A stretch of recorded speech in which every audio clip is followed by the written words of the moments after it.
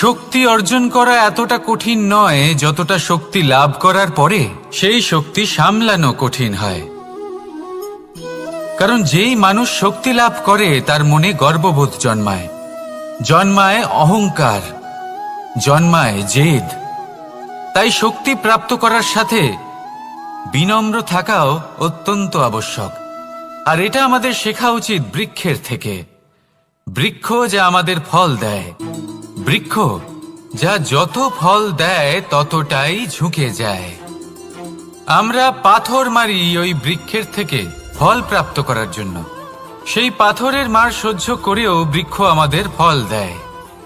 কোনো গর্ববোধ নেই, কোনো অহংকার বোধ নেই।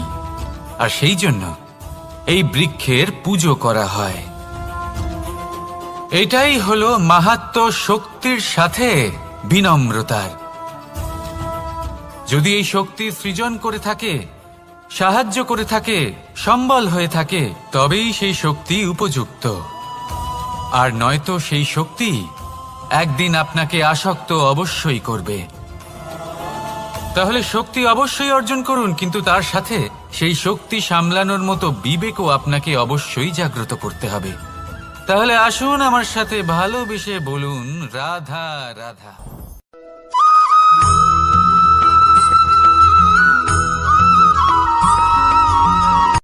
কথায় আছে, অন্ধকারে প্রদীপ প্রজ্বলিত করলে চতুর্দিক আলোকিত হয়। কিন্তু যদি এই প্রদীপ আমি সূর্যের আলোর সম্মুখে সকালবেলায় প্রজ্বলিত করে রেখে দিই, তাহলে কি হবে? আপনি বলবেন যে এটা করে তো কোনো লাভই হলো না। সূর্যের প্রকাশের সামনে এই প্রদীপ আসলে কিছুই নয়। এবার এই চিন্তা ভাবনা প্রত্যেক দিন করতে হবে, আর একটা অমূল্য শিক্ষা পেতে হবে। মনে করুন যে আপনি মহাপুরুষের সামনে বসে আছেন, কোনো মহাজ্ঞানীর সামনে। তাহলে সেই ব্যক্তির সামনে নিজের জ্ঞানের প্রদীপ প্রজ্বলিত করবেন না, নীরব থাকুন। আর সেই ব্যক্তির সূর্যের প্রকাশের মতো জ্ঞান প্রাপ্ত করুন। যতটা পারবেন জ্ঞান লাভ করুন। যদি এমন কোনো সময়, এমন কোনো স্থানে আপনি আছেন যেখানে চতুর্দিক অন্ধকার, কারোর কাছেই জ্ঞান নেই, সেখানে নিজের জ্ঞানের প্রদীপ প্রজ্বলিত করুন। এমন করলে দুদিক থেকেই আপনার লাভ হবে। আপনার জ্ঞান প্রাপ্তিও হবে, আর জ্ঞানের সঠিক প্রয়োগও করতে পারবেন। আর এই মন প্রসন্ন হয়ে বলবে, রাধা রাধা।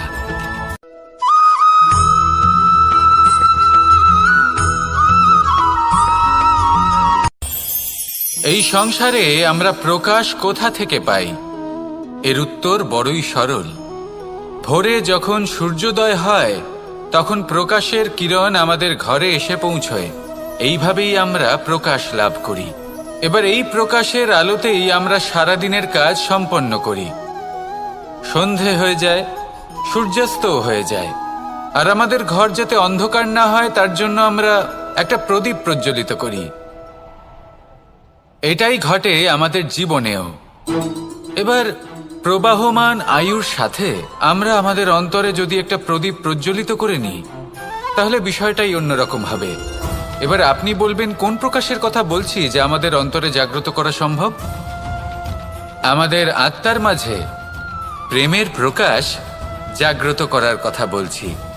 কারণ আমাদের এই জীবন এও হলো দিনের আলোর মতো। আজ প্রকাশ আছে, কিন্তু কোনোদিন অবশ্যই অস্ত হবে। কিন্তু অস্ত হবার আগে যদি আমরা আমাদের আত্মার মাঝে প্রেমের এই প্রকাশ উজ্জ্বলিত করে নিই, তাহলে আমাদের সন্ধ্যাকালও আমরা আনন্দে এবং প্রেমে যাপন করব।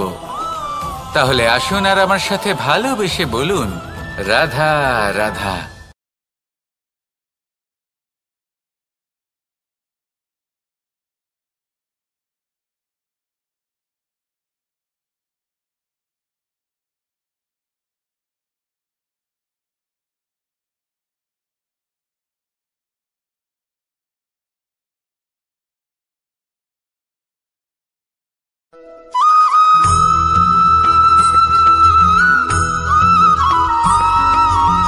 কথায় আছে যে এমন কোনো অক্ষর নেই যার দ্বারা কোনো মন্ত্র হয় না। এমন কোনো বনস্পতি নেই যা নিজেই একটা ঔষধি নয়। পৃথিবীর এমন কোনো ব্যক্তি নেই যার মধ্যে কোনো যোগ্যতা থাকে না। শুধু প্রয়োজন হলো যে ব্যক্তিকে আমরা খুঁজে চলেছি তাকে সঠিকভাবে চিনে নেওয়া। যদি তার যোগ্যতা, তার বিশেষত্ব আমরা বুঝতেই না পারি, তাহলে আর লাভ কি রইল?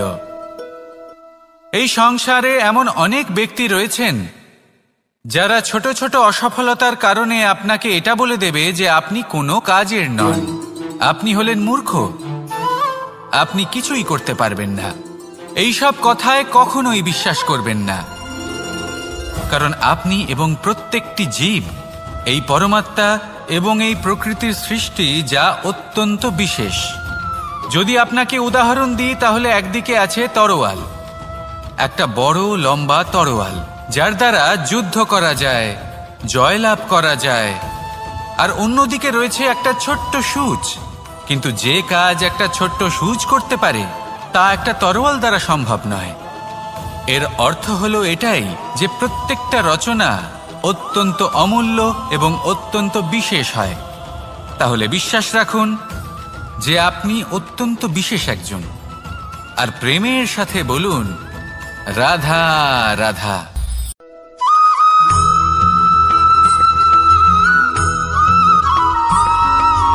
জীবনে যখন কোনো ব্যক্তি নিজের লক্ষ্য প্রাপ্তির জন্য নিরন্তর পরিশ্রম করতে থাকেন, চেষ্টা করতে থাকেন, তখন তিনি কষ্ট অনুভব করেন, কখনো শারীরিক কষ্ট, কখনো মানসিক কষ্ট। এবার উনি এটা ভাবতে থাকেন যে আমি কি উচিত করছি নাকি অনুচিত করছি। কারণ অন্যদিকে এমন একজন ব্যক্তিও আছেন যিনি একদমই পরিশ্রম, চেষ্টা করছেন না। তিনি মদিরা পান করেন, বিলাসিতায় জীবন কাটান, অলস প্রকৃতির হয়ে ওঠেন, নিদ্রাতে বিলীন হয়ে থাকেন আর ভাবেন যে তিনি সুখ লাভ করছেন। কিন্তু এরকম কেন হয়? কারণ যখন আমরা সৎ পথে থাকি, উচিত পথে চলি, লক্ষ্য প্রাপ্ত করার জন্য চেষ্টা করতে থাকি, তখন আমাদের ভেতরে থাকা নেতিবাচক শক্তি এবং পাপ এই দেহকে ত্যাগ করে দেয়।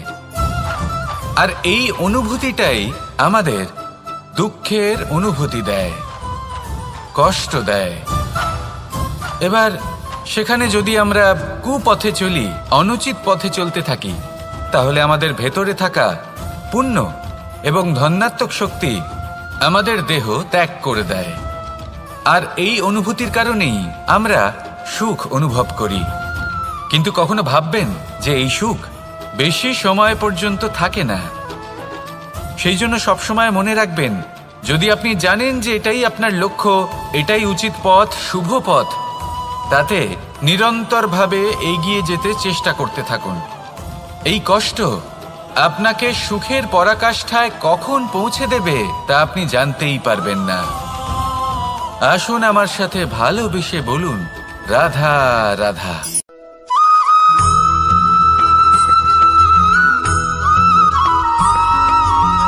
এই দড়িটা দেখুন, ছোট ছোট রেশম দ্বারা তৈরি, এটা সরু সুতো দ্বারা তৈরি হয়েছে এটা, আর এ অত্যন্ত কোমলও বটে। আর আপনি চাইলে এটা সোজাও করে দিতে পারেন, আর চাইলে এটা বেঁকিয়েও দিতে পারেন, আর যদি চান তাহলে এটা গোল গোল করে বেঁধে কোথাও রেখেও দিতে পারেন। এবার এই কোমল দড়ি যদি কোনো নিষ্ঠুর কঠিন পাথরে বারংবার জড়িয়ে দেওয়া হয়, তাহলেও তাকেও কাটতে পারে, নিজের ছাপ ছেড়ে যেতে পারে, সেটার আকারও বদলে ফেলতে পারে। এবার এর কারণ কি? এর কারণ হলো অভ্যাস আর নিরন্তর প্রচেষ্টা। যদি আপনিও চেষ্টা করেন আর নিরন্তর কর্ম করে যান, তাহলে আপনার প্রারব্ধ পাথরের মতো কঠিনই হোক না কেন, তাতে ভাঙন ধরিয়েও আপনি নিজের লক্ষ্যে অবশ্যই পৌঁছতে পারবেন। একটা গুরুত্বপূর্ণ কথা মনে রাখবেন, সুকর্মের অভ্যাস আর নিরন্তর প্রয়াস, এই হলো সাফল্যের মন্ত্র। তাহলে জীবনে এই মন্ত্র আনুন আর আমার সাথে ভালোবেসে বলুন রাধা রাধা।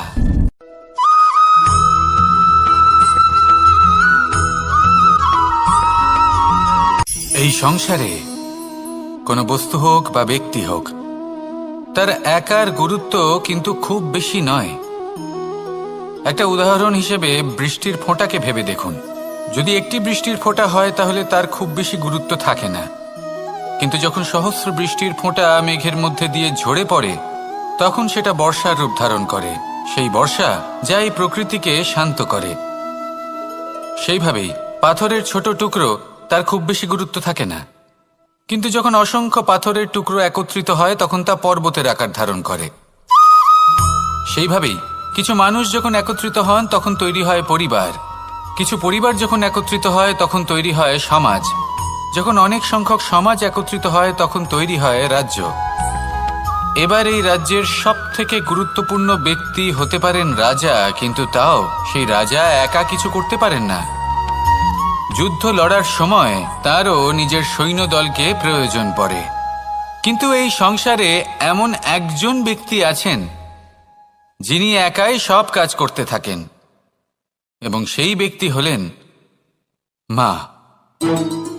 আমাদের জীবনে একজন পিতার ভূমিকা কিন্তু নিঃসন্দেহে অমূল্য, কিন্তু আমাদের সকলের জীবনে যে ভূমিকা একজন মায়ের তা অন্য কারোর থাকে না। একজন মা একাই সন্তানকে বড় করতে পারেন, সংস্কারী করে তুলতে পারেন, তার জন্য পরিশ্রম করেন। আর এত কিছু কাজ করার পরেও তার কাজের জন্য তিনি প্রশংসা অবশ্য পান না। উল্টে যদি সেই সন্তান অনুচিত পথে চালিত হয়, অনুচিত কর্ম করে, তখন সেই মাকেই অপবাদের পাত্র হয়ে উঠতে হয়। আমাদের জীবনে মায়ের যোগদান কতটা সেটা বুঝুন। আপনাকে বড় করে তোলার জন্য উনি কতটা পরিশ্রম করেছেন সেটা বুঝুন। আজ থেকে, এখন থেকে, এই মুহূর্ত থেকে মাকে সম্মান করতে শিখুন। যখন সময় পাবেন, যখন সুযোগ হবে, তখন তার প্রশংসা করুন, ওনারও ভালো লাগবে। আর মায়ের এই মমতার জন্য, তার এই ভূমিকার জন্য আসুন সবাই মিলে আমরা তাকে প্রণাম করি, আর সকলে মিলে ভালোবেসে বলি রাধা রাধা।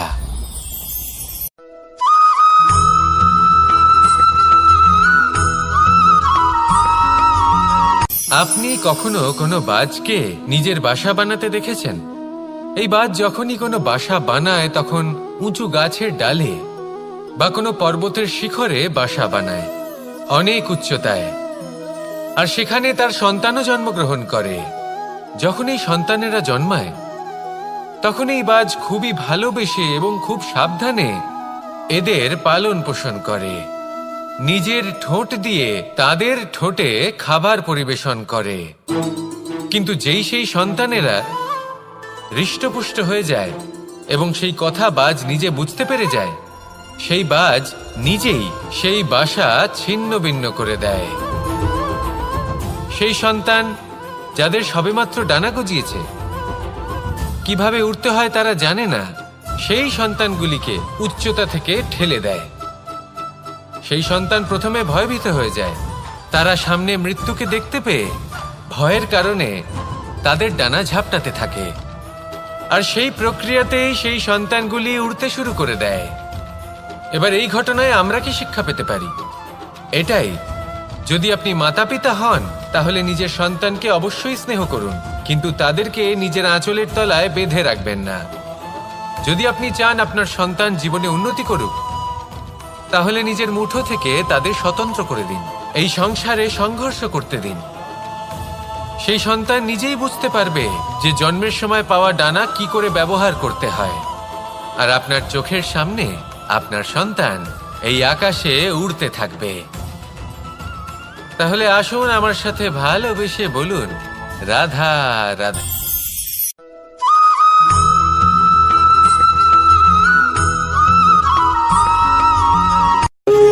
যখন মানুষের মৃত্যু হয় তখন কি হয়?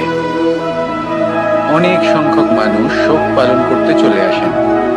যে ব্যক্তি মৃত্যু লাভ করেছেন তার অনেক বস্তু থাকে যেগুলো তার প্রিয়, যেগুলো তিনি ব্যবহার করেছেন। তার শয্যা, তার বস্ত্র, তার আভূষণ সবকিছু তার থেকে বিচ্ছিন্ন করা হয় এবং খালি হাতে তাকে শ্মশানের উদ্দেশ্যে রওনা করা হয়। আমি আপনাকে এই প্রশ্ন করতে চাই, আপনি এই সংসারে কি অর্জন করেছেন? ধন সম্পত্তি, বস্ত্র, আভূষণ, এই সব কিছু যে আপনি অর্জন করেছেন, আপনার মৃত্যুর পরে তা আপনার থেকে দূর হয়ে যাবে। এর উত্তর হলো একটাই, আপনার কর্ম। শুধু সেটাই আছে যা একান্ত আপনার, আর শুধু সেটাই এই সংসার থেকে চলে যাওয়ার পরেও সংসারেই জীবিত থাকবে। যদি আপনি দুষ্কর্ম করেন, তাহলে এই সংসার আপনাকে একটি অনুচিত উদাহরণ হিসেবে মনে রাখবে যে এই ব্যক্তি খুব পাপী ছিল, অনুচিত কর্ম করতেন। যে পথে তিনি চলেছেন সেই পথে কারোর চলা উচিত নয়। সেখানেই যদি আপনি সৎকর্ম করেন, তাহলে সংসার চিরকাল এটাই বলবে যে খুব ভালো মানুষ ছিলেন, সবাইকে ভালোবাসতেন, সবাইকে সাহায্য করতেন, আমার খুব প্রিয় মানুষ ছিলেন। এটাই হলো শ্রেষ্ঠ কর্ম। সেই জন্য জীবনে শুধুমাত্র ধন সম্পত্তি, আভূষণ এই সব অর্জন করতে গিয়ে নিজের মনোনিবেশ করবেন না। শ্রেষ্ঠ কর্ম করুন। সংসার থেকে চলে যাওয়ার পরেও এই কর্মই এই সংসারে আপনাকে জীবিত রাখবে। আসুন আমার সাথে ভালোবেসে বলুন, রাধা রাধা।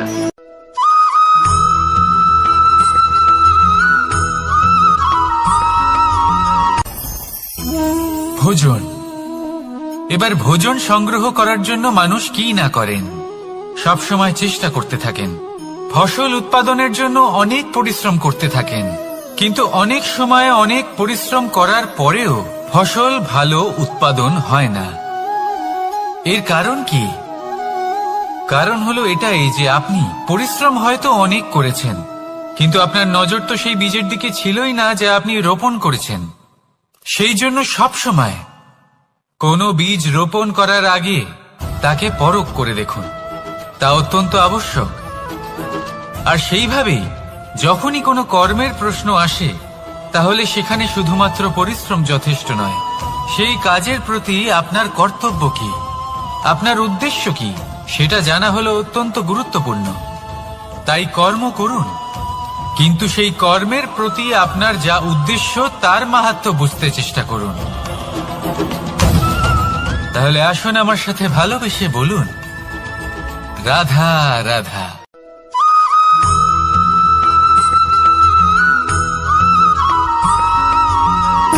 সুখ, দুঃখ এবং শক্তি, এই তিন হলো এই সংসারের ত্রিদেবের মতো।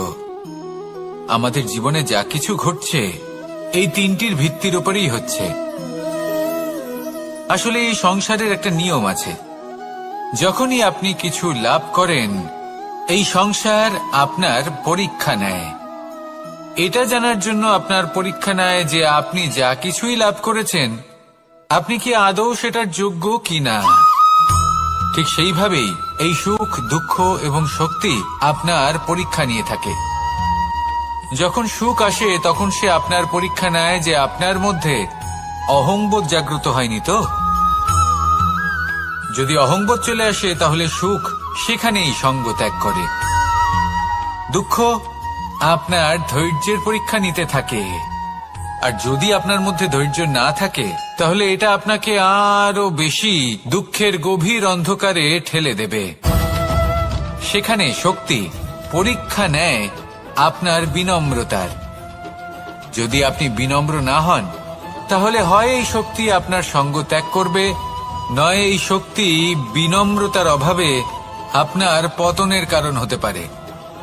এই সংসারে যে কোনো ব্যক্তি যিনি এই পরীক্ষায় উত্তীর্ণ হয়ে থাকেন, এই জীবনে তিনি সাফল্য লাভ করেন। আসুন আমার সাথে ভালোবেসে বলুন, রাধা রাধা।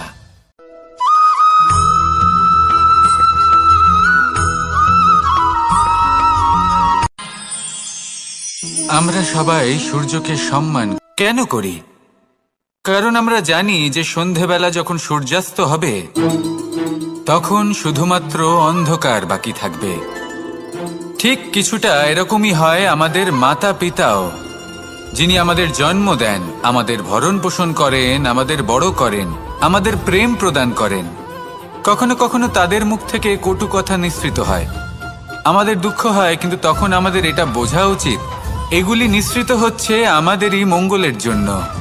যেমন সূর্যদেব, উনিও উত্তাপ দিয়ে থাকেন আমাদেরই মঙ্গলের জন্য, যাতে ফসল পাকতে পারে, যাতে জল বাষ্প হয়ে মেঘ হতে পারে, বৃষ্টি হতে পারে, আর এই সংসারে নিরন্তর জলের প্রবাহ থাকে। আমাদের মাতা পিতা, তাদের কঠোর আচরণ, তাদের কঠোর অনুশাসনের পেছনে লুকিয়ে থাকে ওনাদের ভালোবাসা। আমাদের তা বুঝতে হবে, সসম্মানে ওনাদের গ্রহণ করতে হবে। কারণ ঠিক সূর্যাস্তের পরে যেমন চতুর্দিক অন্ধকারচ্ছন্ন হয়ে যায়, তেমনি আমাদের জীবন থেকে যখন আমাদের মাতা পিতা চলে যায়, তখন আমাদের জীবনেও শুধু এবং শুধুমাত্র অন্ধকারই ছেয়ে থাকে। সেই জন্য নিজের মাতা পিতাকে সম্মান করুন, ওনাদের ভালোবাসা প্রদান করুন। এই মন আর এই জীবন প্রসন্ন হয়ে বলবে, রাধা রাধা।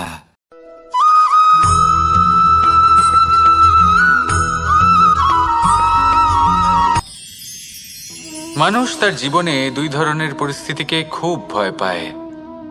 এক, কোনো কারণবশত কারোর সামনে নত হওয়া। দুই, কোনো কারণে নিজের চরিত্র থেকে, নিজের মূল্যবোধ থেকে বিচ্যুত হওয়া।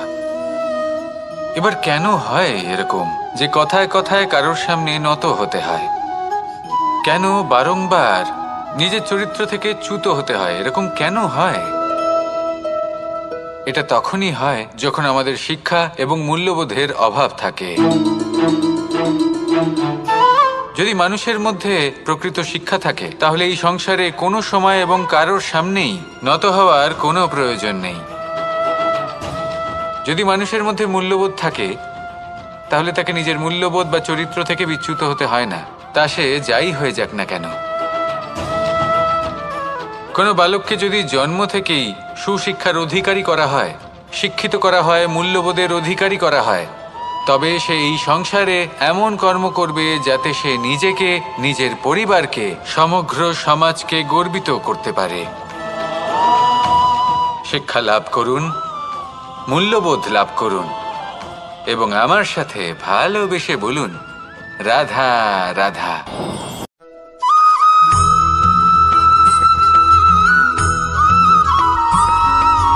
কথায় আছে, প্রত্যেক পুত্র তার পিতার প্রতিচ্ছবি হয়, আর সমস্ত প্রতিচ্ছবি চায় যেন সে তার অস্তিত্ব প্রাপ্ত করতে পারে। পুত্র চায় সে যেন তার পিতার মতো হয়, বা কখনো কখনো তার থেকেও শ্রেষ্ঠ হয়। সেটা কোনো অনুচিত ব্যাপার নয়। অনুচিত তখন হয় যখন পুত্র নিজের পিতার মতো হবার স্বপ্ন পূরণ করতে গিয়ে বা তার থেকেও শ্রেষ্ঠ হওয়ার স্বপ্ন পূরণে অনুচিত পথের আশ্রয় নেয়। কারণ তারপরে সে তার পিতার গুণগুলি আত্মসাৎ করতে চায় না। সে শুধুই এটা চায় যে সংসারের চোখে যেন আমি শ্রেষ্ঠ প্রমাণিত হই। এটা অনুচিত। সংসারে এমন অনেক মানুষ আছেন যারা এই কারণে শ্রেষ্ঠ হবার চেষ্টা করেন যাতে তার পরিবারের, তার পিতার সম্মান বৃদ্ধি পায়। এমনও মানুষ থাকেন, আর এটাই হলো পার্থক্য উদ্দেশ্যের। মনে রাখবেন, যদি আপনার উদ্দেশ্য শুভ হয় তাহলে পথও শুভ হবে, যদি আপনার উদ্দেশ্য অশুভ হয় তাহলে পথও অশুভ হবে। তাহলে নিজের পিতার মতো হবার চেষ্টা অবশ্যই করুন, তার থেকেও শ্রেষ্ঠ হওয়ার চেষ্টা অবশ্যই করুন, কিন্তু মনে রাখবেন আপনার সংকল্প আর আপনার উদ্দেশ্য এই দুই শুভ হওয়া উচিত। তাহলে আসুন আর আমার সাথে ভালোবেসে বলুন, রাধা রাধা।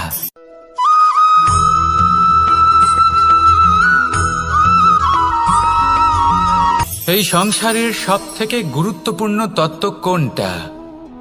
প্রথম হলো সময়। জন্ম থেকে মৃত্যু পর্যন্ত এই যে সময়, এটাই তো হলো জীবন। দ্বিতীয় হলো জীবন, যাতে আমরা সময়ের সদ্ব্যবহার করি, শ্রেষ্ঠ থেকে শ্রেষ্ঠতর কাজ করার চেষ্টা করি। বহু বছরের এই পরম্পরা, এই সংস্কৃতিকে এগিয়ে নিয়ে যাওয়ার চেষ্টা করি। এই সংসারে আমরা অংশগ্রহণ করতে চেষ্টা করি। তৃতীয় হলো ধন, সেই ধন যা প্রত্যেক ব্যক্তি অর্জন করতে চেষ্টা করেন। এবার এই তিনটি তত্ত্বের মধ্যে একটা সামঞ্জস্য আছে, সমান ব্যাপার আছে। সে ধনী হোক বা সময় হোক বা হোক জীবন। আর সেই সমান ব্যাপার হলো যে যদি আপনি এটা গণনা করতে থাকেন তাহলে তা কমতে থাকে, যদি আপনি এটা ব্যবহার করেন তাহলে তা বাড়তে থাকে। একে সংগঠিত করে রাখতে চেষ্টা করলে এ হাত থেকে ফসকে যায়, কিন্তু যদি আপনি একে সামলে রাখতে শিখে যান তাহলে এমন কাজ করবেন যাতে সংসারের সাথে সাথে পরবর্তী প্রজন্ম লাভবান হবে। যদি কিছু শিখতে চান তাহলে সামলাতে শিখুন, গণনা করা বা সংগঠিত করা নয়। আসুন আর আমার সাথে ভালোবেসে বলুন, রাধা রাধা।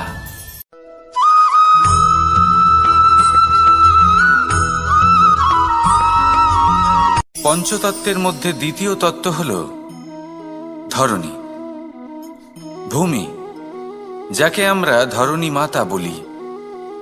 এই ধরণী ধৈর্য ধারণ করে, আর এর ওপরেই আমাদের সমগ্র সংসার নির্ভরশীল। কারণ এই ভূমি সহ্য ক্ষমতা রাখে, এর সহ্য ক্ষমতা হলো অপরিসীম। সন্তান যতই আঘাত প্রদান করুক না কেন প্রেম পূর্বক সহ্য করে, আর তার বদলে অমূল্য রত্ন প্রদান করে। সন্তান যদি হাল চালায় তাহলে তার বদলে তাকে অন্ন প্রদান করে। এটাই হলো ধরণী। এবার এর থেকে আমরা কি শিক্ষা পেতে পারি? এটাই যে কারোর জন্য কিছু করা বা কাউকে কিছু দেওয়া মনে কোনো কামনা ছাড়াই।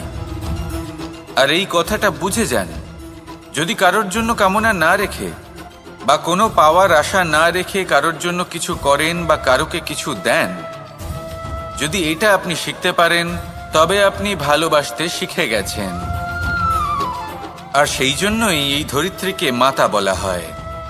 কারণ মাতা শুধু উনি নন যিনি গর্ভে সন্তানকে ধারণ করেন, মাতা তো উনিও যিনি জীবন বাঁচতে শেখান, যিনি জীবন বাঁচার উদাহরণ প্রদান করেন।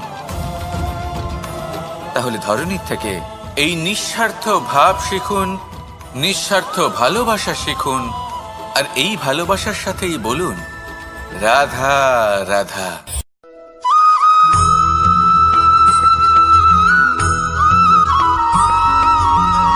এই সংসারে কোনো বস্তু হোক বা ব্যক্তি হোক, তার একার গুরুত্ব কিন্তু খুব বেশি নয়। একটা উদাহরণ হিসেবে বৃষ্টির ফোঁটাকে ভেবে দেখুন। যদি একটি বৃষ্টির ফোঁটা হয় তাহলে তার খুব বেশি গুরুত্ব থাকে না, কিন্তু যখন সহস্র বৃষ্টির ফোঁটা মেঘের মধ্যে দিয়ে ঝরে পড়ে তখন সেটা বর্ষার রূপ ধারণ করে। সেই বর্ষা যা এই প্রকৃতিকে শান্ত করে। সেইভাবেই পাথরের ছোট টুকরো, তার খুব বেশি গুরুত্ব থাকে না, কিন্তু যখন অসংখ্য পাথরের টুকরো একত্রিত হয় তখন তা পর্বতের আকার ধারণ করে। সেইভাবেই কিছু মানুষ যখন একত্রিত হন তখন তৈরি হয় পরিবার, কিছু পরিবার যখন একত্রিত হয় তখন তৈরি হয় সমাজ, যখন অনেক সংখ্যক সমাজ একত্রিত হয় তখন তৈরি হয় রাজ্য। এবার এই রাজ্যের সবথেকে গুরুত্বপূর্ণ ব্যক্তি হতে পারেন রাজা, কিন্তু তাও সেই রাজা একা কিছু করতে পারেন না। যুদ্ধ লড়ার সময় তারও নিজের সৈন্যদলকে প্রয়োজন পড়ে। কিন্তু এই সংসারে এমন একজন ব্যক্তি আছেন যিনি একাই সব কাজ করতে থাকেন, এবং সেই ব্যক্তি হলেন মা। আমাদের জীবনে একজন পিতার ভূমিকা কিন্তু নিঃসন্দেহে অমূল্য, কিন্তু আমাদের সকলের জীবনে যে ভূমিকা একজন মায়ের তা অন্য কারোর থাকে না। একজন মা একাই সন্তানকে বড় করতে পারেন, সংস্কারী করে তুলতে পারেন, তার জন্য পরিশ্রম করেন। আর এত কিছু কাজ করার পরেও তার কাজের জন্য তিনি প্রশংসা অবশ্য পান না। উল্টে যদি সেই সন্তান অনুচিত পথে চালিত হয়, অনুচিত কর্ম করে, তখন সেই মাকেই অপবাদের পাত্র হয়ে উঠতে হয়। আমাদের জীবনে মায়ের যোগদান কতটা সেটা বুঝুন। আপনাকে বড় করে তোলার জন্য উনি কতটা পরিশ্রম করেছেন সেটা বুঝুন। আজ থেকে, এখন থেকে, এই মুহূর্ত থেকে মাকে সম্মান করতে শিখুন। যখন সময় পাবেন, যখন সুযোগ হবে, তখন তার প্রশংসা করুন। ওনারও ভালো লাগবে। আর মায়ের এই মমতার জন্য, তার এই ভূমিকার জন্য আসুন সবাই মিলে আমরা তাকে প্রণাম করি আর সকলে মিলে ভালোবেসে বলি, রাধা রাধা।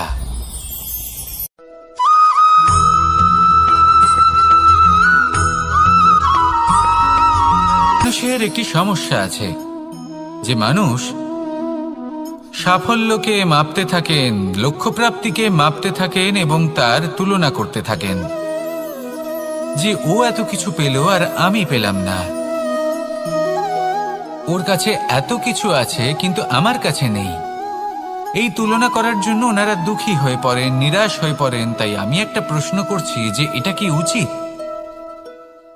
এই সংসারে আপনি কি নিয়ে তুলনা করবেন, যেখানে সূর্যদেব চন্দ্রমা দুজনেই আছেন, দুজনেই হলেন বিশেষ, দুজনেই নিজ নিজ সময়ে উদিত হন। এদের মধ্যে একজন না থাকলে তাহলে আমাদের জীবন কঠিন হয়ে পড়বে। ঠিক সেইভাবেই আপনি যদি একটা বড় রেখা অঙ্কন করেন তাহলে অন্য রেখাটি ছোট হয়ে পড়ে না, সে তেমনই থাকে যেমনটা সে ছিল। আপনার অস্তিত্ব কখনো ছোট বা বড় হতে পারে না। শুধু তুলনা করার জন্য আপনার এটা মনে হতে পারে। যদি আপনি যুদ্ধ করতে চান আপনার তলোয়ারের প্রয়োজন পড়বে। যদি বস্ত্র তৈরি করতে চান এত বড় তলোয়ার দিয়ে কিছুই হবে না, তখন প্রয়োজন পড়বে একটা ছোট্ট সূচের। তাই তুলনা করবেন না, না নিজেকে ছোট মনে করবেন না অন্য কাউকে। সবার সাথে সহযোগিতা করুন, আর যদি তুলনা করতেই হয় নিজের সাথে করুন যে কাল আমি কেমন ব্যক্তি ছিলাম, আজ কি তার থেকে শ্রেষ্ঠ হয়ে উঠতে পেরেছি। ভেবে দেখুন ভবিষ্যতে গিয়ে আপনি কতটা শ্রেষ্ঠ ব্যক্তি হতে পারেন। আসুন আমার সাথে ভালোবেসে বলুন, রাধা রাধা।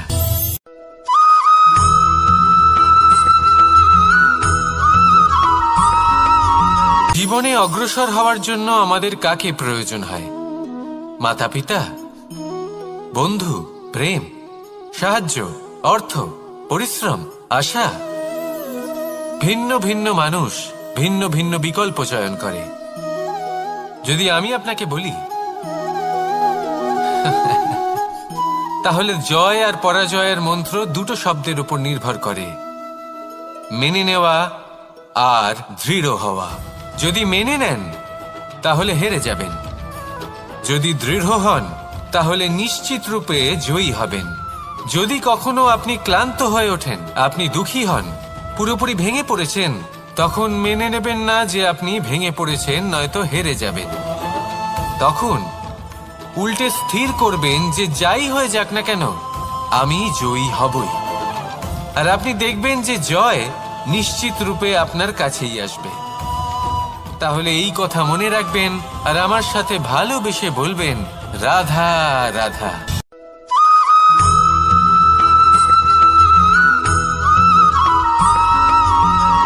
মানুষ ভাবেন যে ধন অর্জন করা হলো অত্যন্ত গুরুত্বপূর্ণ। তিনি আজীবন ধন অর্জন করতে থাকেন, ধন অর্জন করার চেষ্টা করতে থাকেন। সে যাই হয়ে যাক না কেন পরিশ্রম করতে থাকেন। স্বাস্থ্যের দিকে নজর দেন না, না উচিত সময় খাবার খান, না উচিত সময় ঘুমোতে যান, না পর্যাপ্ত সময় পর্যন্ত ঘুমন, কিছুই না। ধন অর্জন করতেই থাকেন, করতেই থাকেন। আর কিছু সময় পরে যখন তিনি অসংখ্য ধন লাভ করে ফেলেন, তখন তার সাথে ওনার শরীরে অনেক রোগ বাসা বাঁধে। এইসব রোগের উপচার করতে করতে সেই সমস্ত ধন যা উনি অর্জন করেছেন তা তিনি ব্যয় করে ফেলেন। শেষ পর্যন্ত কি হয়? আমরা যেভাবে এসেছি ঠিক সেইভাবেই ফিরে যাই, ধন এখানেই থেকে যায়। দেখুন, একটা অত্যন্ত গুরুত্বপূর্ণ কথা রয়েছে যে আপনার বোঝা উচিত। এই যে ধন, তার ব্যবহার করুন জীবনকে আরো ভালো করে তোলার জন্য। ধনের সদ্ব্যবহার করা উচিত, এমন যেন না হয় এই ধন আপনাকে ভোগ করে ফেলে। এই জীবনকে নিশ্চিত রূপে আরো শ্রেষ্ঠ করে তুলুন। কিন্তু এই ধন অর্জন করার এই প্রক্রিয়াতে নিজের সারা জীবনকে নষ্ট করে ফেলবেন না।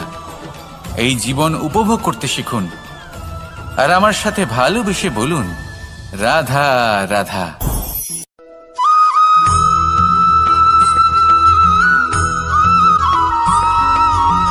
পঞ্চতত্ত্বের মধ্যে দ্বিতীয় তত্ত্ব হল ধরণী, ভূমি, যাকে আমরা ধরণী মাতা বলি।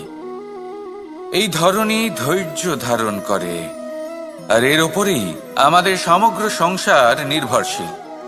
কারণ এই ভূমি সহ্য ক্ষমতা রাখে, এর সহ্য ক্ষমতা হল অপরিসীম। সন্তান যতই আঘাত প্রদান করুক না কেন, প্রেম পূর্বক সহ্য করে, আর তার বদলে অমূল্য রত্ন প্রদান করে। সন্তান যদি হাল চালায়, তাহলে তার বদলে তাকে অন্ন প্রদান করে। এটাই হলো ধরণী। এবার এর থেকে আমরা কি শিক্ষা পেতে পারি? এটাই যে কারোর জন্য কিছু করা বা কাউকে কিছু দেওয়া মনে কোনো কামনা ছাড়াই। আর এই কথাটা বুঝে যান, যদি কারোর জন্য কামনা না রেখে বা কোনো পাওয়ার আশা না রেখে কারোর জন্য কিছু করেন বা কারোকে কিছু দেন, যদি এটা আপনি শিখতে পারেন, তবে আপনি ভালোবাসতে শিখে গেছেন। আর সেই জন্যই এই ধরিত্রীকে মাতা বলা হয়। কারণ মাতা শুধু উনি নন যিনি গর্ভে সন্তানকে ধারণ করেন, মাতা তো উনিও যিনি জীবন বাঁচতে শেখান, যিনি জীবন বাঁচার উদাহরণ প্রদান করেন। তাহলে ধরণীর থেকে এই নিঃস্বার্থ ভাব শিখুন, নিঃস্বার্থ ভালোবাসা শিখুন, আর এই ভালোবাসার সাথেই বলুন রাধা রাধা।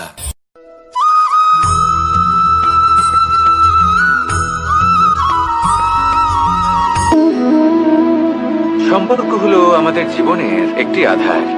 কিছু সম্পর্ক এমন যা আমরা জন্মসূত্রে লাভ করি, যেমন পরিবার, মা, বাবা। কিছু সম্পর্ক আছে যে আমরা জীবনে অর্জন করে থাকি, তা সে প্রেমের হোক, স্নেহের হোক বা বন্ধুত্বের। এই সকল সম্পর্ক লাভ করার বা গড়ে তোলার 5টি ধাপ রয়েছে। প্রথম ধাপ, কোনো ব্যক্তির সাথে আলাপ হওয়া, তার সাথে কথা বলা বা তাকে দেখা। দ্বিতীয় ধাপ, সে ব্যক্তিকে আমাদের ভালো লাগা। তৃতীয় ধাপ, আমাদের এটা চাইতে শুরু করা যে জীবনে এই ব্যক্তি যেন আমাদের বন্ধু হন, আমাদের জীবনে থাকেন, বা আমাদের কাউকে ভালোবেসে ফেলা। আর এটা আমাদের ভাবা বা চাওয়া যে সেই ব্যক্তি যেন আজীবন আমার সাথে থাকেন, আমার জীবনে আমার সাথী হয়ে। চতুর্থ ধাপ, লাভ করা। এবার এই ধাপটি অনেক মানুষের পক্ষেই খুবই সরল হয়, বড়ই সরলভাবে নিজেদের সঙ্গীকে লাভ করে থাকেন। কিছু মানুষের জন্য এই ধাপ অত্যন্ত কঠিন হয়ে থাকে। অনেক প্রতিকূল পরিস্থিতির উপর জয়লাভ করে তারা সঙ্গীকে লাভ করেন, কিন্তু লাভ অবশ্যই করেন। এরপরে আসে পঞ্চম, অন্তিম এবং সবথেকে গুরুত্বপূর্ণ ধাপ। সেটা হলো সেই সম্পর্ক পালন করা। এটা হলো এমন এক বিষয় যা প্রত্যেক মানুষের শেখা উচিত। যদি ব্যক্তি নিজের জীবনে সম্পর্ক রক্ষা করতে শিখে যান, তবে প্রত্যেক সম্পর্ক তার জীবনকে স্বর্গ করে তুলবে। আসুন আর আমার সাথে ভালোবেসে বলুন রাধা রাধা।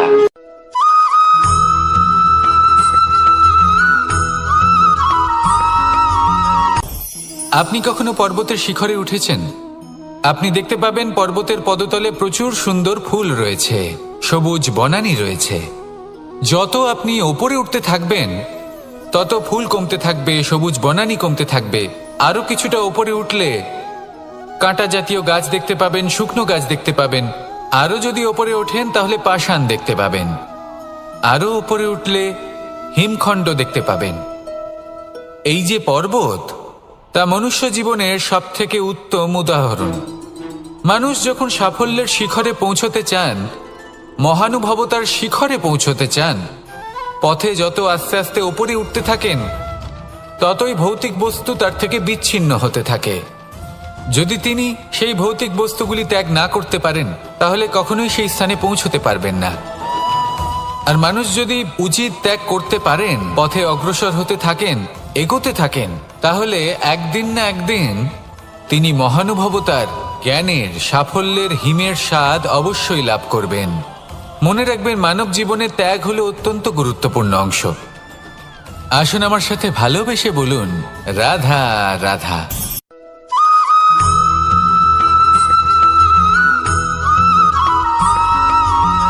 মানুষের মানসিকতা এমন হয় যে সে যতটা করে আশা করে যে তার থেকে অনেক বেশি তার বদলে সে পাবে। দেখুন, সবকিছুই আপনার ভাবনা চিন্তার উপর নির্ভর করছে। আপনি যদি ফলের বিষয়ে ভেবে কর্ম করতে থাকেন তাহলে সেটা অনুচিত। জীবনের আসল আনন্দ হলো নিজের কর্ম করতে থাকা, ফলের চিন্তা করা উচিত নয়। যদি আপনি এরকম ভাবেন যে আমি এতটা করছি, আমার এতটা পাওয়া উচিত, সেই ভাবনা অনুচিত। যদি আপনি সেবার মানসিকতা নিয়ে কর্ম করতে থাকেন, কর্মচক্রে প্রবাহিত হন, যদি আপনি এমন ভাবনা রাখেন যে আমি এতটা পাচ্ছি তাই এর থেকে অনেক বেশি আমি কর্ম করব, তাহলে নিশ্চিতরূপে আপনি যতটা করছেন তার থেকে অনেক বেশি আপনি পাবেন। আপনার আশার থেকে অনেক বেশি আপনি পাবেন। শুধু জীবনে অনেক বেশি কাজ করতে থাকুন, ফলের চিন্তা করবেন না। আর মনে রাখবেন, এই ভাবনাই সব থেকে বড় বীজ। কর্মের উপর বিশ্বাস রাখুন, জীবনে যা যা আপনি চান সবই সুখময় হবে। আসুন আর আমার সাথে ভালোবেসে বলুন, রাধা রাধা।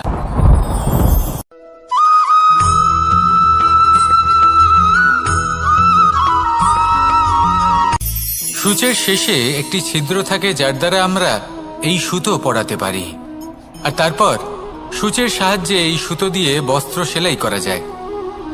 কিন্তু যদি সুতোটা সোজা করে ধরা না হয় তাহলে সূচে কখনো এই সুতো পরানোই সম্ভব নয়। যদি এতে কোনো গিঁট পড়ে তখন তা কখনোই এই ছিদ্র দ্বারা প্রবেশ করা সম্ভব নয়। ঠিক এইভাবেই যদি আপনি কারোর জীবনে প্রবেশ করতে চান, কারোর অন্তরে প্রবেশ করতে চান, তাহলে আপনাকেও সহজ থাকতে হবে। এতে কোনো গিঁট থাকলে চলবে না, অর্থাৎ মনে যাতে কোনো মালিন্য না থাকে, যেন কোনো কুচিন্তা না থাকে। যদি এসব থাকে তাহলে আপনি কখনো কারোর জীবনে প্রবেশ করতে পারবেন না। আর যদি কোনোভাবে আপনি প্রবেশ করেও যান তাহলে তার মনে ঘর করতে পারবেন না। নিজেকে এই সুতোর মতন করে তুলুন, সহজ। মনে যেন কোনো কুচিন্তা না থাকে, সবার প্রতি যেন সদ্ভাবনা থাকে, শুভ চিন্তা থাকে। এমনটা করতে থাকুন। এমন একটা দিন আসবে যেদিন এই সমস্ত সংসারের ব্যক্তির মনে আপনি বাস করবেন, আর তখন এই মন প্রসন্ন হয়ে বলবে, রাধা রাধা।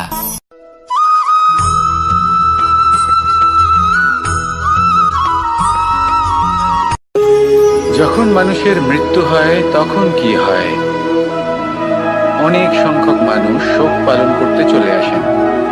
যে ব্যক্তি মৃত্যু লাভ করেছেন তার অনেক বস্তু থাকে যেগুলো তার প্রিয়, যেগুলো তিনি ব্যবহার করেছেন।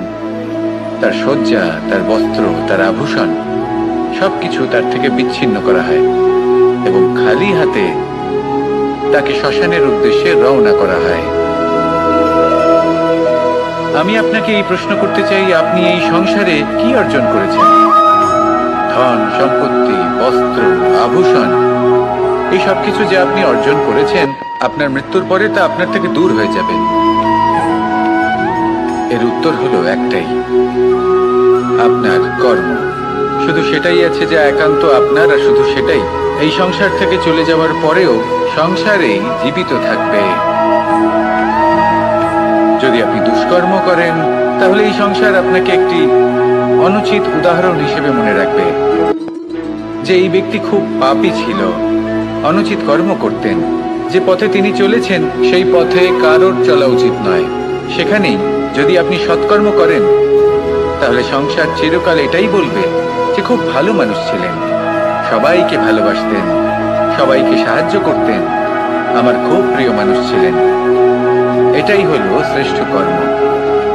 সেই জন্য জীবনে শুধুমাত্র ধন সম্পত্তি, আভূষণ এই সব অর্জন করতে গিয়ে নিজের মনোনিবেশ করবেন না। শ্রেষ্ঠ কর্ম করুন।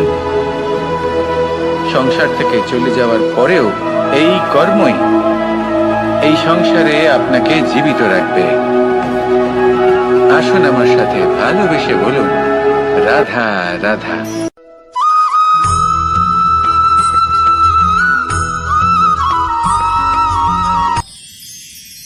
মানুষ তার জীবনে দুই ধরনের পরিস্থিতিকে খুব ভয় পায়। এক, কোনো কারণবশত কারোর সামনে নত হওয়া। 2, কোনো কারণে নিজের চরিত্র থেকে, নিজের মূল্যবোধ থেকে বিচ্যুত হওয়া। এবার কেন হয় এরকম যে কথায় কথায় কারোর সামনে নত হতে হয়? কেন বারংবার নিজের চরিত্র থেকে চ্যুত হতে হয়? এরকম কেন হয়?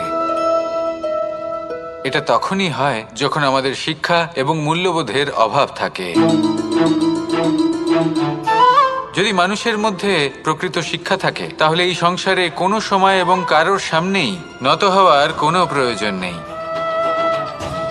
যদি মানুষের মধ্যে মূল্যবোধ থাকে তাহলে তাকে নিজের মূল্যবোধ বা চরিত্র থেকে বিচ্যুত হতে হয় না, তা সে যাই হয়ে যাক না কেন।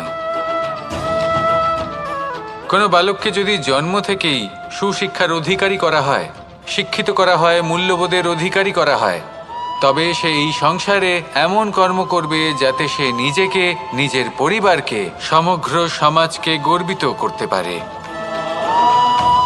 শিক্ষা লাভ করুন, মূল্যবোধ লাভ করুন এবং আমার সাথে ভালোবেসে বলুন, রাধা রাধা।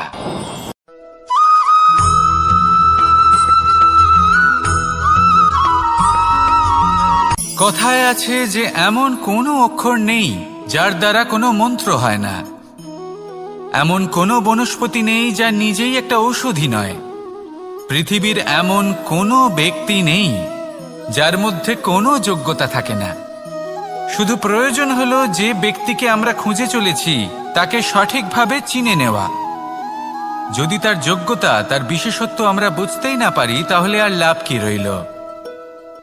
এই সংসারে এমন অনেক ব্যক্তি রয়েছেন যারা ছোট ছোট অসফলতার কারণে আপনাকে এটা বলে দেবে যে আপনি কোনো কাজের নন, আপনি হলেন মূর্খ, আপনি কিছুই করতে পারবেন না। এইসব কথায় কখনোই বিশ্বাস করবেন না, কারণ আপনি এবং প্রত্যেকটি জীব এই পরমাত্মা এবং এই প্রকৃতির সৃষ্টি, যা অত্যন্ত বিশেষ। যদি আপনাকে উদাহরণ দিই তাহলে একদিকে আছে তরোয়াল, একটা বড় লম্বা তরোয়াল যার দ্বারা যুদ্ধ করা যায়, জয়লাভ করা যায়। আর অন্যদিকে রয়েছে একটা ছোট্ট সূচ, কিন্তু যে কাজ একটা ছোট্ট সূচ করতে পারে তা একটা তরোয়াল দ্বারা সম্ভব নয়। এর অর্থ হলো এটাই যে প্রত্যেকটা রচনা অত্যন্ত অমূল্য এবং অত্যন্ত বিশেষ হয়। তাহলে বিশ্বাস রাখুন যে আপনি অত্যন্ত বিশেষ একজন, আর প্রেমের সাথে বলুন, রাধা রাধা।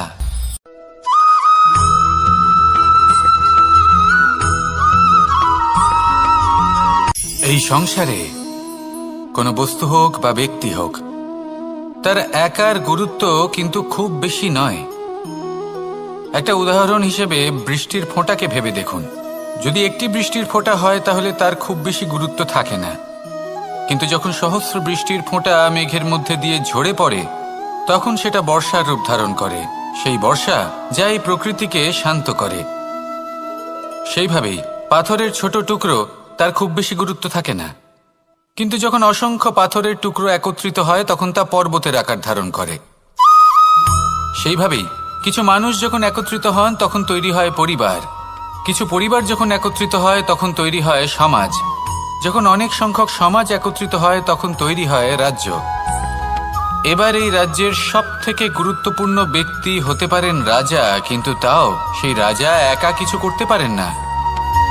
যুদ্ধ লড়ার সময় তারও নিজের সৈন্যদলকে প্রয়োজন পড়ে। কিন্তু এই সংসারে এমন একজন ব্যক্তি আছেন যিনি একাই সব কাজ করতে থাকেন, এবং সেই ব্যক্তি হলেন মা। আমাদের জীবনে একজন পিতার ভূমিকা কিন্তু নিঃসন্দেহে অমূল্য, কিন্তু আমাদের সকলের জীবনে যে ভূমিকা একজন মায়ের তা অন্য কারোর থাকে না। একজন মা একাই সন্তানকে বড় করতে পারেন, সংস্কারী করে তুলতে পারেন, তার জন্য পরিশ্রম করেন। আর এত কিছু কাজ করার পরেও তার কাজের জন্য তিনি প্রশংসা অবশ্য পান না। উল্টে যদি সেই সন্তান অনুচিত পথে চালিত হয়, অনুচিত কর্ম করে, তখন সেই মাকেই অপবাদের পাত্র হয়ে উঠতে হয়। আমাদের জীবনে মায়ের যোগদান কতটা সেটা বুঝুন। আপনাকে বড় করে তোলার জন্য উনি কতটা পরিশ্রম করেছেন সেটা বুঝুন। আজ থেকে, এখন থেকে, এই মুহূর্ত থেকে মাকে সম্মান করতে শিখুন। যখন সময় পাবেন, যখন সুযোগ হবে, তখন তার প্রশংসা করুন। ওনারও ভালো লাগবে। আর মায়ের এই মমতার জন্য, তার এই ভূমিকার জন্য আসুন সবাই মিলে আমরা তাকে প্রণাম করি আর সকলে মিলে ভালোবেসে বলি, রাধা রাধা।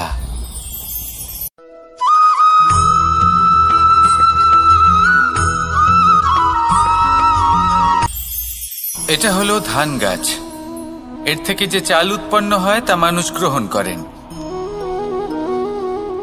আর এটা কি? এ হলো জংলি ঘাস। একবার ভেবে দেখুন, যদি এই জংলি ঘাস ধান গাছের আশেপাশে থাকে তাহলে কি হবে? ধান উৎপন্ন হতে পারবে?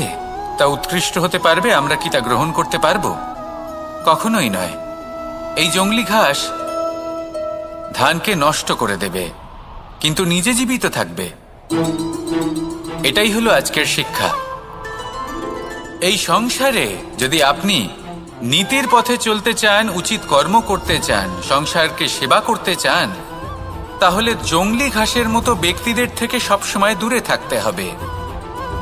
সেই ব্যক্তি যারা দুর্নীতি এবং মিথ্যা দ্বারা পরিপূর্ণ, যাদের ব্যবহার অশুভ, যাদের অনেক অশুভ গুণ রয়েছে, তারা সঠিক নয়। সেই সকল ব্যক্তি যাদের চরিত্র অত্যন্ত দুষ্ট হয়, তারা হয় শুভ চরিত্রের ব্যক্তিকে একদম নষ্ট করে দেয়, নয় নিজের মতো বানিয়ে তোলে। তাই যদি আপনি নীতির পথে চলতে চান, এই সংসারের জন্য শুভ কর্ম করতে চান, তাহলে সেই সঙ্গ লাভ করুন যে সঙ্গ জ্ঞানে পরিপূর্ণ, যাদের মধ্যে অনেক গুণ আছে, যাদের থেকে প্রতিদিন কিছু শিখতে পারবেন। এমন ব্যক্তির সাথে জীবন অতিবাহিত করুন। দুরাচারীদের থেকে দূরে থাকুন। তবেই এই মন প্রসন্ন হয়ে বলবে, রাধা রাধা।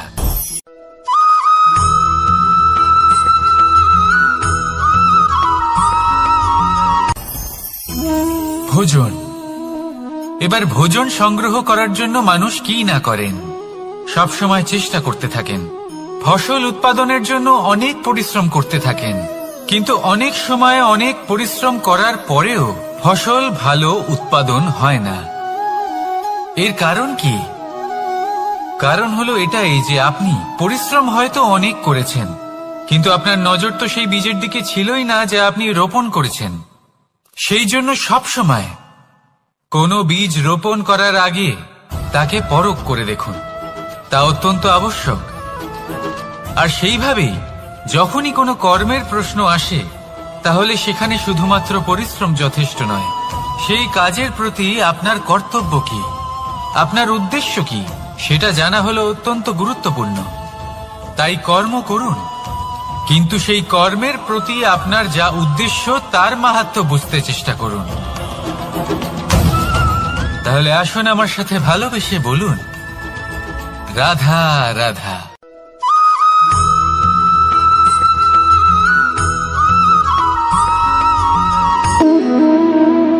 সম্পর্ক হলো আমাদের জীবনের একটি আধার। কিছু সম্পর্ক এমন যা আমরা জন্মসূত্রে লাভ করি, যেমন পরিবার, মা, বাবা। কিছু সম্পর্ক আছে যা আমরা জীবনে অর্জন করে থাকি, তা সে প্রেমের হোক, স্নেহের হোক বা বন্ধুত্বের। এই সকল সম্পর্ক লাভ করার বা গড়ে তোলার 5টি ধাপ রয়েছে। প্রথম ধাপ, কোনো ব্যক্তির সাথে আলাপ হওয়া, তার সাথে কথা বলা বা তাকে দেখা। দ্বিতীয় ধাপ, সে ব্যক্তিকে আমাদের ভালো লাগা। তৃতীয় ধাপ, আমাদের এটা চাইতে শুরু করা যে জীবনে এই ব্যক্তি যেন আমাদের বন্ধু হন, আমাদের জীবনে থাকেন, বা আমাদের কাউকে ভালোবেসে ফেলা। আর এটা আমাদের ভাবা বা চাওয়া যে সেই ব্যক্তি যেন আজীবন আমার সাথে থাকেন, আমার জীবনে আমার সাথী হয়ে। চতুর্থ ধাপ, লাভ করা। এবার এই ধাপটি অনেক মানুষের পক্ষেই খুবই সরল হয়, বড়ই সরলভাবে নিজেদের সঙ্গীকে লাভ করে থাকেন। কিছু মানুষের জন্য এই ধাপ অত্যন্ত কঠিন হয়ে থাকে। অনেক প্রতিকূল পরিস্থিতির উপর জয়লাভ করে তারা সঙ্গীকে লাভ করেন, কিন্তু লাভ অবশ্যই করেন। এরপরে আসে পঞ্চম, অন্তিম এবং সব থেকে গুরুত্বপূর্ণ ধাপ।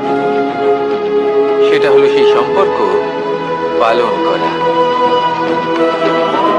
এটা হলো এমন এক বিষয় যা প্রত্যেক মানুষের শেখা উচিত। যদি ব্যক্তি নিজের জীবনে সম্পর্ক রক্ষা করতে শিখে যান, তবে প্রত্যেক সম্পর্ক তার জীবনকে স্বর্গ করে তুলবে। আসুন আর আমার সাথে ভালোবেসে বলুন, রাধা রাধা।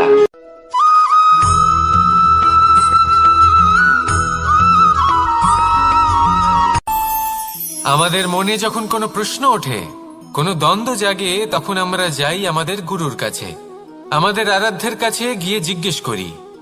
এইভাবেই একদিন আমি পৌঁছলাম আমার আরাধ্যের কাছে, আমার মহাদেবের কাছে, আর ওনাকে প্রশ্ন করলাম যে মহাদেব, জীবনে আনন্দ পাওয়ার, উৎসব পালনের, প্রেম ভাগ করে নেবার, জীবনকে উপভোগ করে নেওয়ার সর্বশ্রেষ্ঠ সময় কোনটা? মহাদেব হাসলেন আর উনি বললেন, জীবনে উৎসব পালনের সব থেকে শ্রেষ্ঠ দিন হলো মৃত্যুর ঠিক আগের দিনটা। প্রেম ভাগ করে নেওয়ার সব থেকে শ্রেষ্ঠ মুহূর্ত হলো মৃত্যুর ঠিক আগের মুহূর্ত। জীবনকে উপভোগ করে নেওয়ার সর্বশ্রেষ্ঠ প্রহর হলো মৃত্যুর এক প্রহর পূর্বে। তখন আমি চমকে গেলাম। আমি বললাম, কিন্তু মহাদেব, মৃত্যু তো অনিশ্চিত, আমরা জানিও না কবে আমাদের মৃত্যু হবে। মহাদেব আবার হাসলেন। উনি বললেন যে যদি আমরা এভাবে জীবন কাটাই যে আমরা জীবনের প্রত্যেক দিন, প্রত্যেক মুহূর্ত, প্রত্যেক প্রহর শেষ বলে মনে করি, তাহলে আমাদের সমস্ত জীবন আনন্দের সাথেই অতিবাহিত হবে। কি বলেন?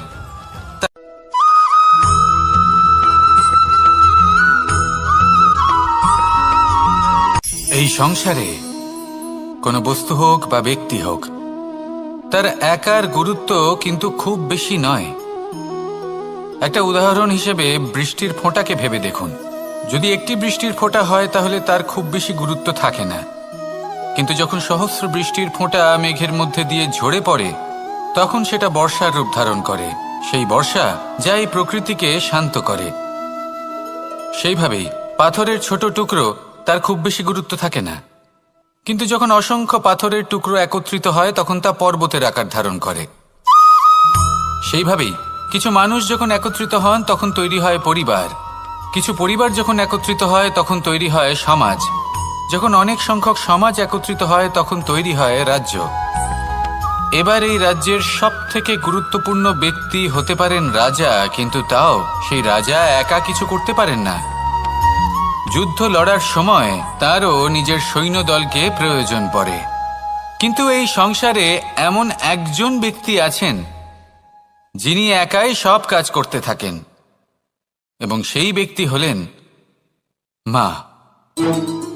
আমাদের জীবনে একজন পিতার ভূমিকা কিন্তু নিঃসন্দেহে অমূল্য, কিন্তু আমাদের সকলের জীবনে যে ভূমিকা একজন মায়ের তা অন্য কারোর থাকে না। একজন মা একাই সন্তানকে বড় করতে পারেন, সংস্কারী করে তুলতে পারেন, তার জন্য পরিশ্রম করেন। আর এত কিছু কাজ করার পরেও তার কাজের জন্য তিনি প্রশংসা অবশ্য পান না। উল্টে যদি সেই সন্তান অনুচিত পথে চালিত হয়, অনুচিত কর্ম করে, তখন সেই মাকেই অপবাদের পাত্র হয়ে উঠতে হয়। আমাদের জীবনে মায়ের যোগদান কতটা সেটা বুঝুন। আপনাকে বড় করে তোলার জন্য উনি কতটা পরিশ্রম করেছেন সেটা বুঝুন। আজ থেকে, এখন থেকে, এই মুহূর্ত থেকে মাকে সম্মান করতে শিখুন। যখন সময় পাবেন, যখন সুযোগ হবে, তখন তার প্রশংসা করুন, ওনারও ভালো লাগবে। আর মায়ের এই মমতার জন্য, তার এই ভূমিকার জন্য আসুন সবাই মিলে আমরা তাকে প্রণাম করি, আর সকলে মিলে ভালোবেসে বলি, রাধা রাধা।